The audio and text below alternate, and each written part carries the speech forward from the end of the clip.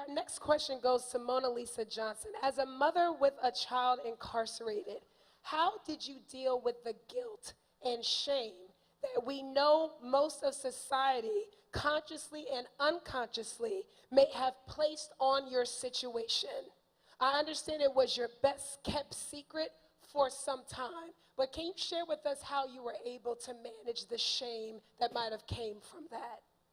Sure. First and foremost, I don't want you guys to think that overnight this happened for me. It did take some time of having to really address me, myself and I. It took me about 14 months, somewhere between 12 and 14 months before I came out of the closet and started to share with people that my daughter was incarcerated.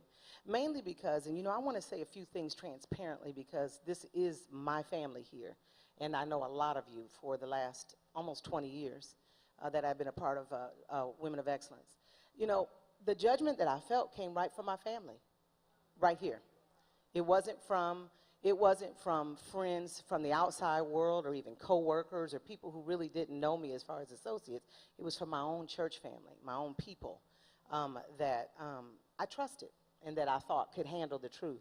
So that's why I stayed in hiding, because I knew for a fact that as we began to look at other people's incarcerations amongst ourselves, we started to say, yeah, the only reason why her child is incarcerated because she did this, she did that, he did this, he did that, they did. So we were all doing that to ourselves and amongst ourselves. And so I figured, well, there's no way I could possibly come out because there's no possible way anyone will understand. So I had to beat myself up first. And after I finished beating myself up, and then God, that's when God kicked in. And God said, why would you want to, one, people please? Why are you worried about what other people think as long as I am the one that you are pleasing? Why would you concern yourself? So I had to really dig deep inside of my soul, and I had to crucify myself and die. My flesh had to go to rest, and I had to let go and let God and realize that everything has a purpose, that I did the best that I could do. And that I might have made some mistakes. I mean, how many of us in here can say we're perfect parents? How many? If you can say you're a perfect parent, then please, let's start a class today on perfect parenting, because we all need it. And I will definitely say, yes, okay, I made some mistakes, and I have no problem admitting that. I am not perfect. But I will also say that I did more good than bad raising my child. And I will say, thank you. And I will say, that my child she's 23 years old anymore. She's still my child, though, okay? She's my one and only. And I will say that she has her own mind. Yes, I created her. Yes, God created her. And yes, we raised her, her father and I. But she has her own mind. Once they turn 18 years old, or better yet, once they get 16, because they get out of control. Once they get 15, 16 years old and they get into their teen years, the bottom line is they start to take on their own mindset and they want to learn their own mistakes, their own way. Yes, they listen to us. And how many of you listen to your parents?